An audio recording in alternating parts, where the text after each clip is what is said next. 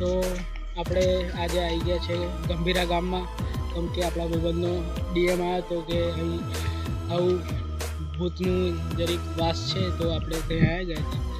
તો એ ભાઈ આવે છે તો આપણે ત્યાં લગી બીજું બધું તમને બતાવી દઉં કે શું શું અહીં થયેલું અને એ બધું ફરી આપણે જાણીશું. પણ પહેલાં હું તમને આ જગ્યા બતાવી દઉં. મારા સિવાય અને મારી ટીમ સિવાય કોઈ નથી અહીં, તો હું તમને બતાવું.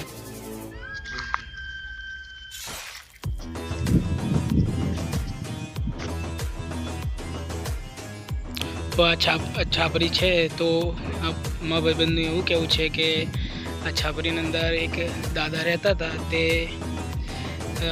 23માં પાણી આવ્યું હતું ફૂલ, અને નદી જોડે પાસે જ છે. તે પાણી આવ્યું હતું ને તે દાદાથી નીકળ્યું ના ને તે દાદા આ છાપરીમાં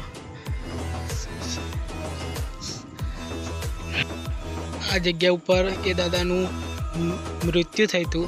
અને ફરી એ ભાઈનું એવું કહેવું છે કે અહીંથી દાદાના સાંજે અવાજનો એ સંભળાય છે અને પેલું એ થાય છે. તે આપણે બીજા ભાઈ આવે છે તો એમને જોડે બધી જાણકારી છે, તો આપણે એમ આવે તો ફરી અમે તમને મળીએ એમના જોડે. તો ફરી વિડીયોમાં બન્યા રહો.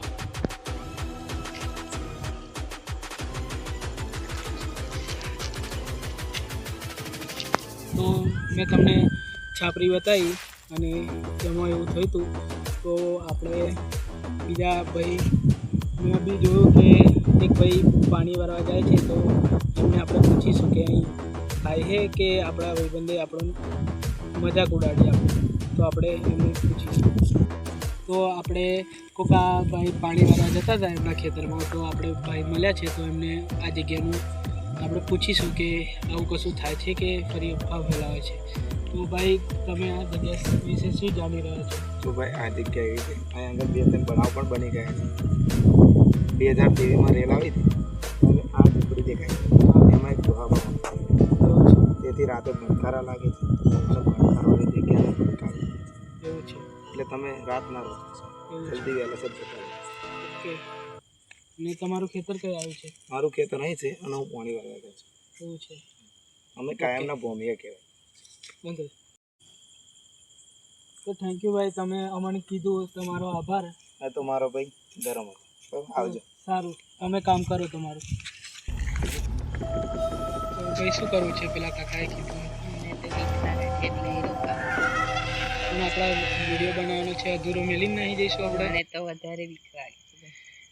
એક રાત કાકાની કેવી વાત માની, પણ એક રાતની વાત છે. આપણો વિડીયો પણ ભાઈ તેમ કશું દેખાય છે અને કંઈક છે એવું લાગે છે.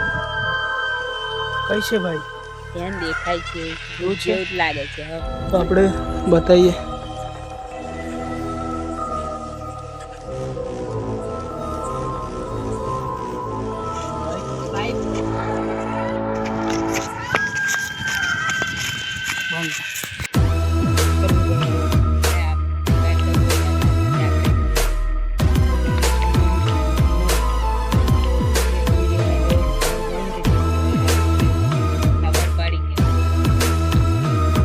જોઈ લીધું.